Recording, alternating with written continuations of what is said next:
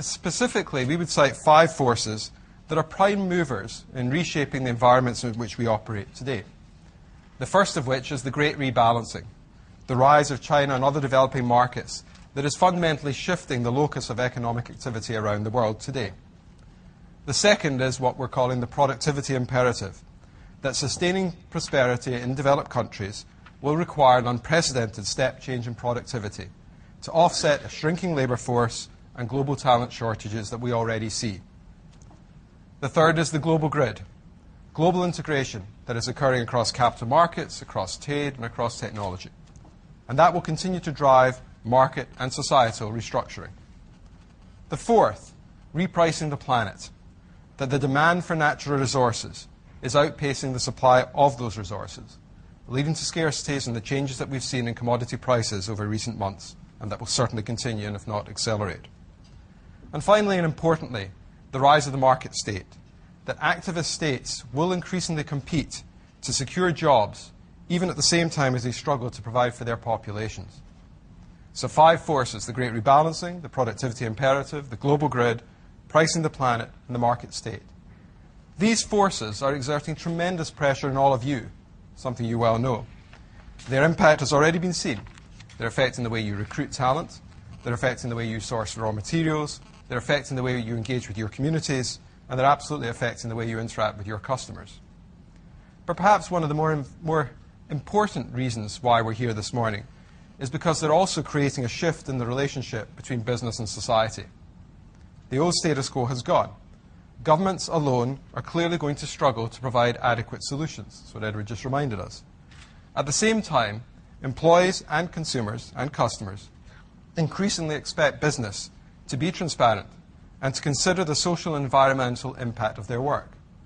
And so the combination of these 5 global forces, together with the shifting relationship between business and the communities in which we operate, provides, in our view, a fundamental set of uncertainties that lead us to consider a very different course of action than the one in which we're embarked today. And there really are 2 major uncertainties at our work: the level and the consistency of society's expectations of business. And then the flip side of the coin is how you as leaders and business leaders choose to behave, whether or not business chooses to take a leadership role in resolving some of the social problems that are outside of our day-to-day. And so let's think about what can happen as these different axes start to interact with each other. There is a scenario, which is very plausible, where governments choose to regulate with little input from business. Corporations are forced to comply because they're just simply unwilling or unable to step up. And we call that a dangerous mismatch. Governments step in, business steps out.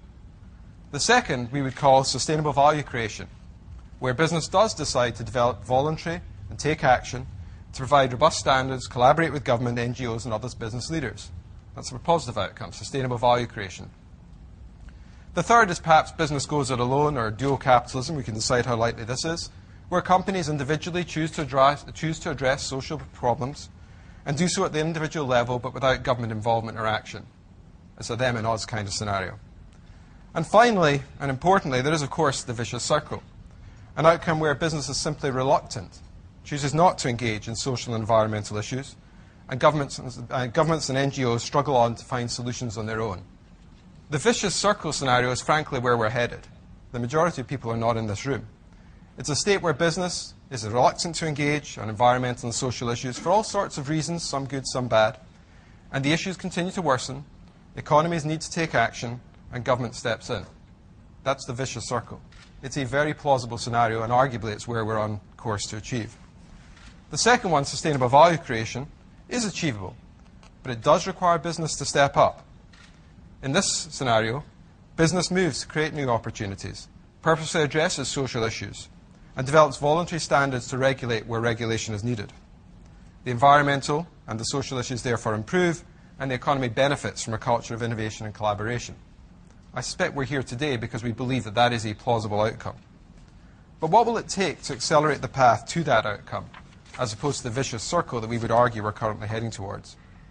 Well, it starts with an assumption, and an economic assumption that we think is reasonable, that it is in the interest of business to take a proactive approach to engaging on social issues to avoid the negative scenarios that characterize the rest of the options that I didn't elaborate on. But that in turn requires a set of actions. And it requires actions at the individual company level. And frankly, if change is going to happen at the scale that's required to avoid the negative outcomes, it absolutely requires collective action on the part of business. It's about collective action, it's about avoiding the negative outcomes, and it's about a positive rationale for business working together.